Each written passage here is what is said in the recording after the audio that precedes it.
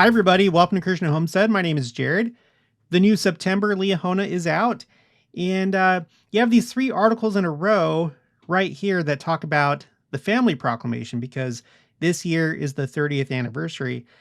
And it's kind of interesting because there are a lot of warnings between these 3 articles. And I think it's really timely. So before we dive into it, I want to remind you, I'm supporting my friend Tyler Cragen, who's doing this survey. Latter-day Saint views on the Second Coming. I'll put a link for this in the description box below. We're going to do a follow-up video, like an interview, me and him, and talk about the results, but that's probably going to be, I don't know, within a month or two, something like that. We don't have a set date, but we will go over the results. But if you could do this, that would be great. There's not too many questions. It's just 14. So if you could knock that out, that would be amazing. And then also, I pointed out in a recent video that all 15 of the brethren now have individual YouTube channels.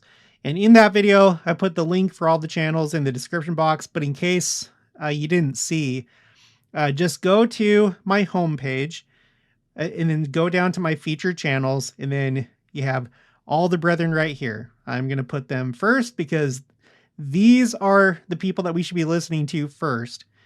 And then after that, I have all the different Second Coming and related channels or similar channels to mine after that. I have my Explore Church Sites channel, so please make sure to subscribe to that. If you like the walking videos where we go and explore church sites and I talk and give commentary, you'll love that channel. But then you have all these other channels as well. I've gone through here, I've revamped it, and I'm mostly just putting Second Coming related channels. I do have Rachel from Women in Priesthood because she comes on my show from time to time, so we're friends. But make sure to subscribe to them too. Okay, so let's look at my spreadsheet called Prophets Liahona. I just want to point out the update. I'm going to zoom out a little bit.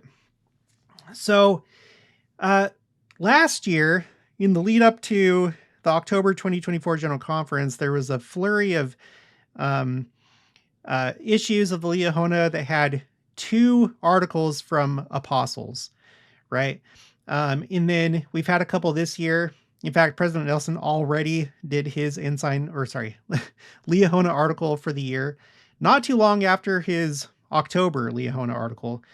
When you go back in time, you don't see that so much. It's mostly just one of the 15 that write an article per issue. The only other time that really compares, there's one in 2019, but the only other year that really compares is President Nelson's first year as president of the church, 2018. You had a few times back then. So I really feel like we're in a special time right now. We've heard a lot more from the brethren, both on social media and in the Liahona, and now they're doing YouTube channels. But since March of this year, we've only had one apostle write an article per issue. So this month it was Elder D. Todd Christofferson. I don't have anything to make a video about with his article, but it's about the priesthood.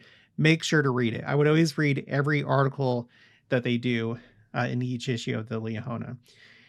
Okay, so let's go to the first one. 30th anniversary, the family. Editor's note. In commemoration of the 30th anniversary of the Proclamation on the Family, we present it here in full. I'm going to read some of the highlights that I highlighted. But at the end, who talks about when it was first issued or read out. This was during the General Relief Society meeting, September 23rd, 1995.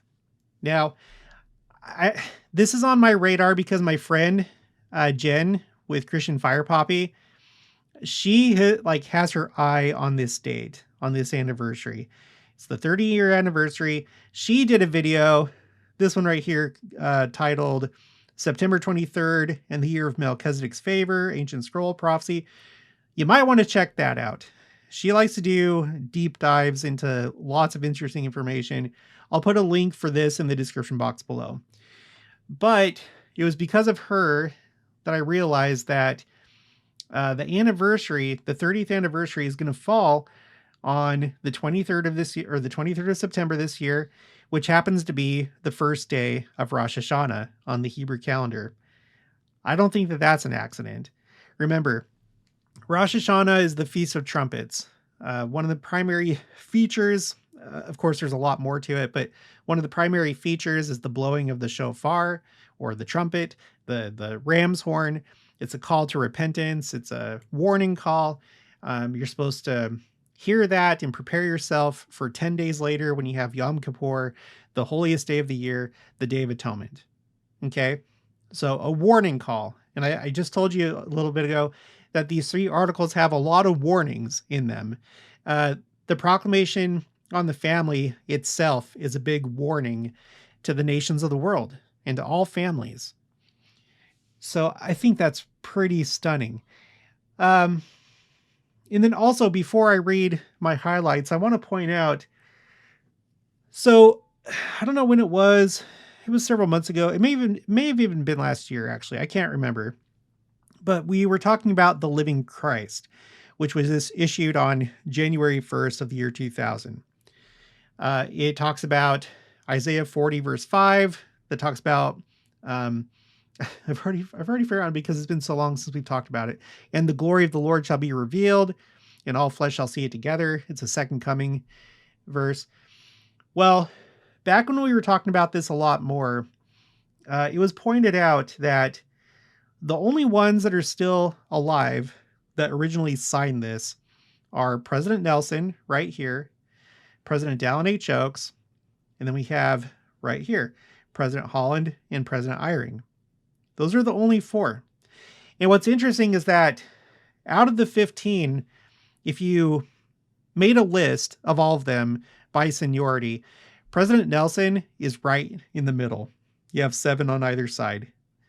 So he's number 8 on this list. If you start with President Hinckley and then go down to President Nelson. So he's in the middle. 1, 2, 3, 4, 5, 6, 7, 8.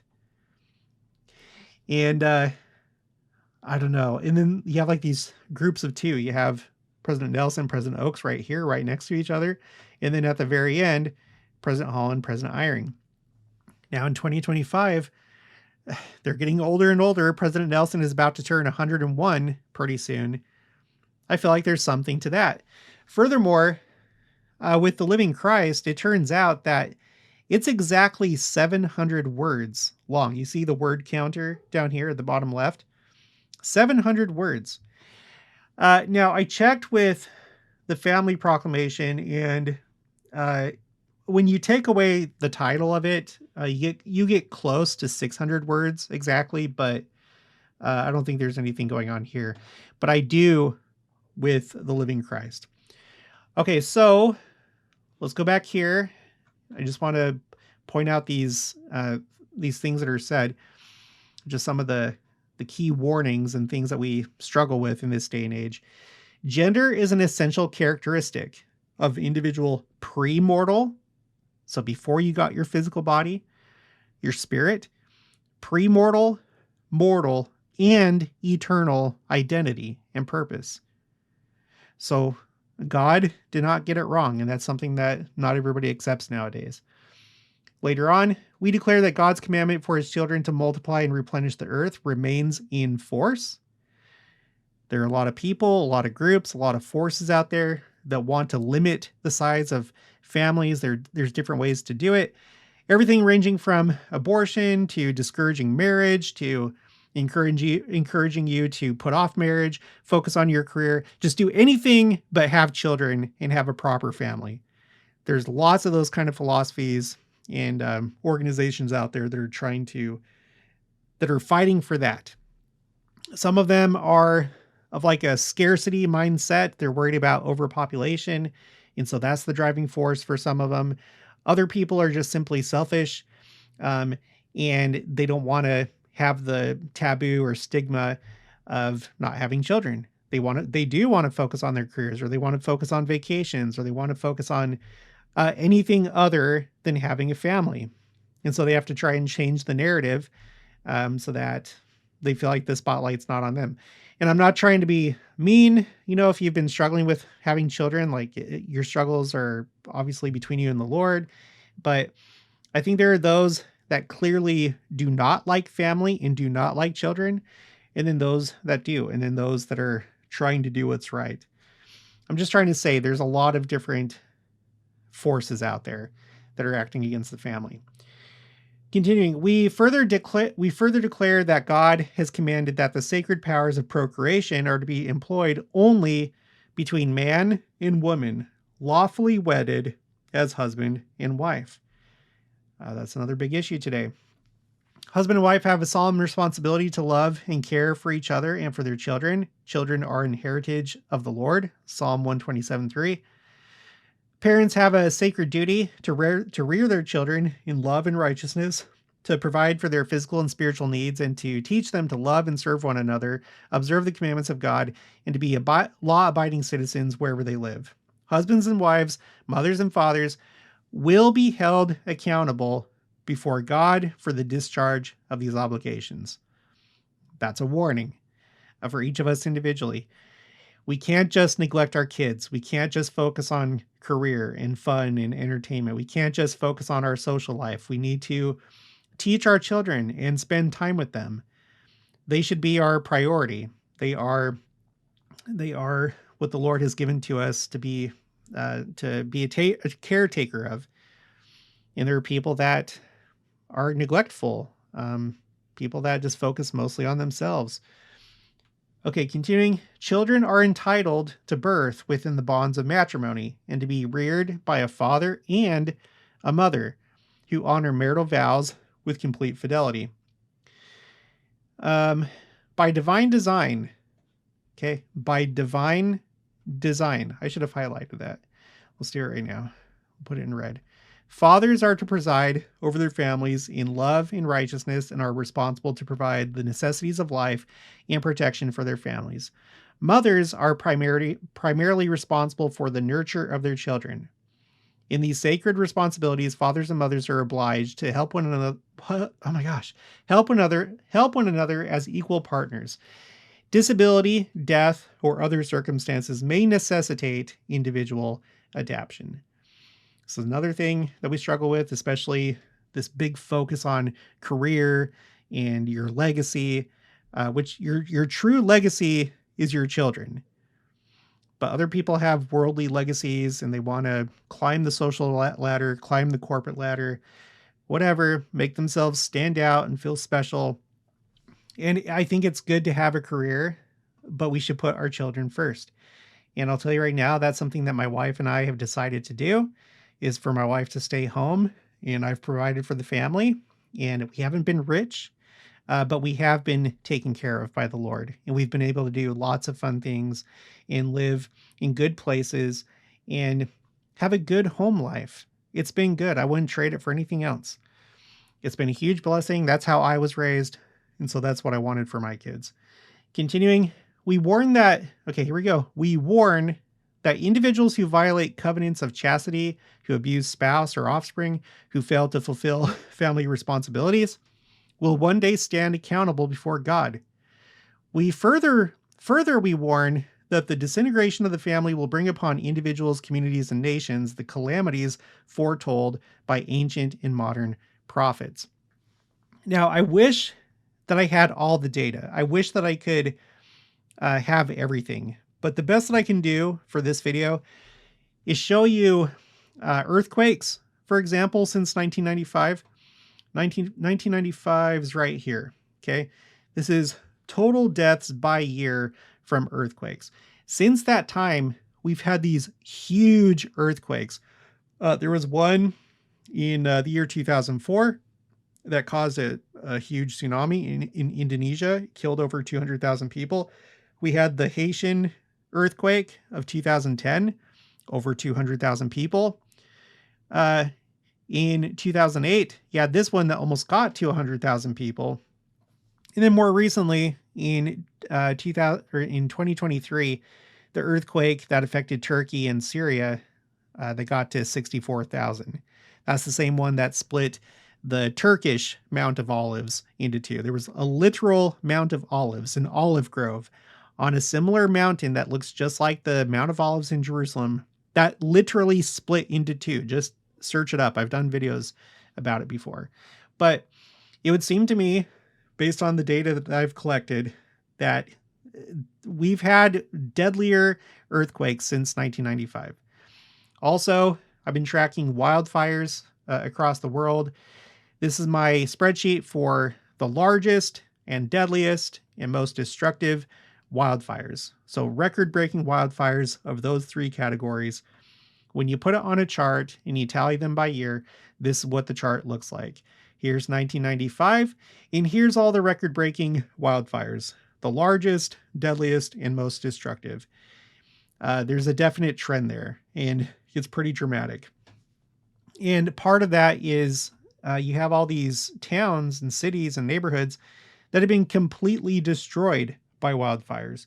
Before the Paradise, California fire, I don't know that I'd ever heard really of a fire or a town being completely destroyed by fire. I'm not saying that it's never happened, but that was kind of big news when it happened. It definitely dominated the news cycle and was the talk for a while afterwards. Interestingly, that happened in 2018, President Nelson's first year as president of the church.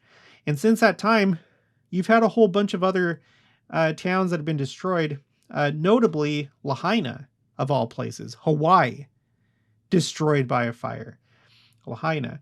And then this year started off with this crazy rash of fires in the Los Angeles area, which was the most destructive set of wildfires in that area on record. And specifically, Pacific Palisades was just destroyed. So we've seen a lot of this, I think, come to pass when it comes to calamities. And it says, the calamities foretold by ancient and modern prophets. I feel like we've seen a lot of that since 1995. And I haven't even covered, because I can't, I'd have to have more data, but that doesn't even include all the hurricanes and other natural disasters, pandemics, and so forth that have taken place since that time. And then it continues, we call upon responsible citizens and officers of government everywhere to promote these measures designed to maintain and strengthen the family as the fundamental unit of society. Okay, so that was the first one. Oh, I had this pulled up just to show you. I didn't show this. When we were talking about the living Christ and how the only 4 that are still living that signed it, that it's President Nelson, President Oaks, President Holland, President Eyring. It's the same thing with the Family Proclamation. This is from the October 1995 General Conference, the sustaining of church officers. So you have Presidents Hinckley, Monson, and Faust of the First Presidency. And then it has the Quorum of the 12. And I verified it. The only ones living from that is also Presidents Nelson, Oaks, Holland, and Eyring. So I think that's really interesting.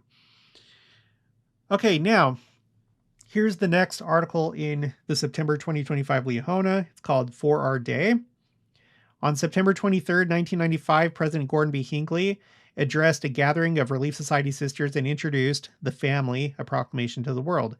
The following are some of his comments on that occasion. Quote, I believe that it should be the blessing of every child to be born into a home where that child is welcomed, nurtured, loved, and blessed with parents, a father and a mother who live with loyalty to one another and to their children.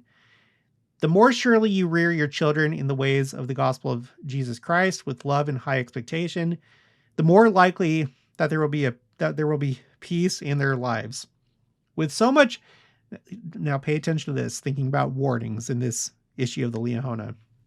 With so much sophistry that is passed off as truth, with so much of deception concerning standards and values, with so much of allurement and enticement to take on the slow stain of the world, we have felt to warn and forewarn.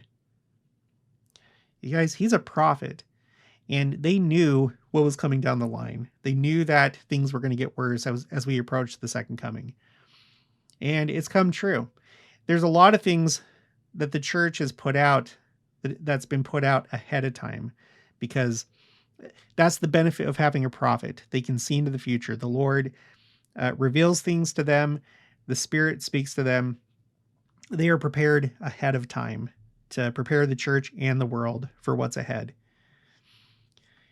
In furtherance of this, we of the First Presidency and the Council of the 12 Apostles now issue a proclamation to the church and to the world as a declaration and reaffirmation of standards, doctrines, and practices relative to the family, which the prophets, seers, and revelators of this church have repeatedly stated throughout its history.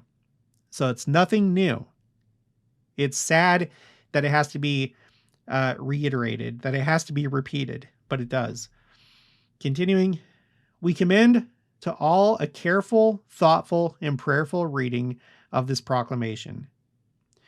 The strength of any nation is rooted within the walls of its homes. We urge our people everywhere to strengthen their families in conformity with these time-honored values. And you know what? I'm going to do another quick shout out. We're going to go back to Rachel of Women in Priesthood. This is a passion of hers. Everything that we're talking about in this video with family and the disintegration of the family and all that. She talks a lot about that. Okay, continuing. The strength of any nation is rooted within the walls of its homes. We urge our people everywhere to strengthen their families in conformity with these time-honored values. And then the last one is this: by divine design, apostolic teachings on the family. And okay, we have this first part. Quote, the Lord has designated the family to be the basic unit of the church and of society, end quote. Families can consist of a husband and a wife with children, and they can also be a single person, single parent and children, or husband and wife without children. And sometimes these families can include other relatives. No matter our marital status or personal circumstances, each of us belong to the family of God. We are each members of an earthly family, and we are each preparing for eternal parents, preparing to be eternal parents. For millennia, here's the next warning here. For millennia, prophets and apostles have proclaimed the sacredness of the family and warned of calamities to befall individuals, nations, and the world if families are not preserved and protected. Here are some inspired words from prophets and apostles regarding the family and the importance of the family, a proclamation to the world. So, I don't know, but I get the feeling that there's probably going to be more calamities. Calamities, war, pestilence, famine, all the things, the judgments that are coming upon the earth. Okay, we have this from President Oakes. Those who do not fully understand the Father's loving plan for his children may consider this family proclamation no more than a changeable statement of policy. In contrast, we affirm that the family proclamation, founded on irrevocable doctrine, defines the kind of family relationships where the most important part of our eternal development can occur. I think that this is important to point out because it may be the case. I mean, it may not matter if you understand or not. If you're determined to live a certain type of way, you have certain goals in mind for your life, and a family gets in the way, then it may not really matter if you understand or not because you don't have your priorities straight. But for those that are genuine, it could be a matter of not fully understanding the plan of salvation and what we're trying to do. Each one of us, the goal, what the Lord would have for us is that we would become like him, that we would also become heavenly parents in the future.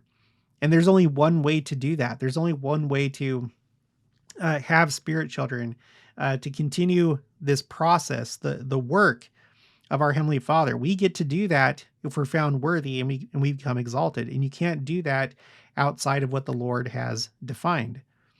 And so people that don't really think about the plan of salvation and they don't think about eternity, they may not see a problem with like, well, why can't a family be like this? Or why does it matter if this? Or why do you have to be married in the first place?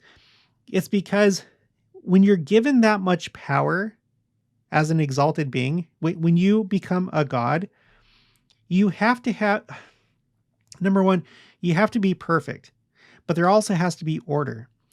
Imagine if our heavenly parents were not married, or if they were neglectful, or if everything was just wishy-washy.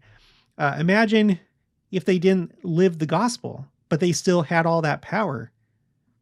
You think about the people today that are neglectful of their children. They abuse their children. They're not kind to children or small animals or whatever.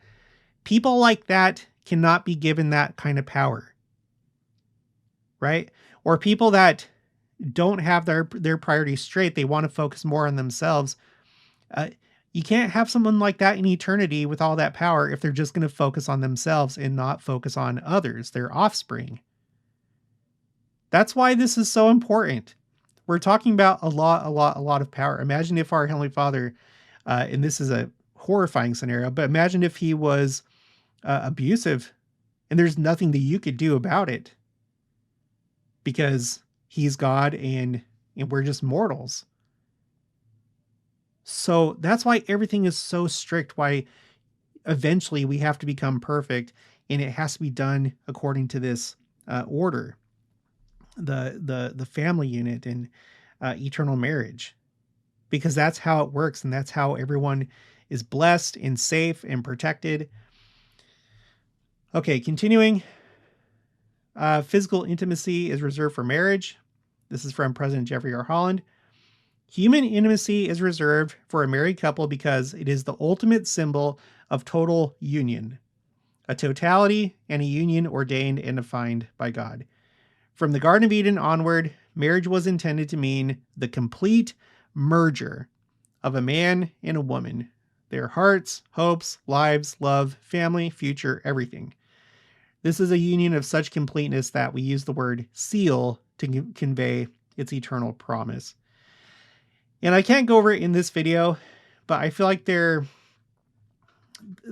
a lot deeper meaning to what it means to be man and woman on many different levels. I feel like it's essentially woven into the fabric of reality, almost as though man and woman are like actual men and women are like symbolic of much deeper truths about reality.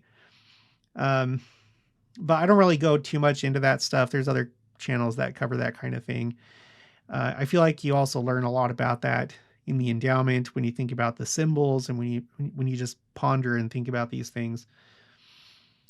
But anyway, okay, so 30 years since the Family Proclamation was introduced.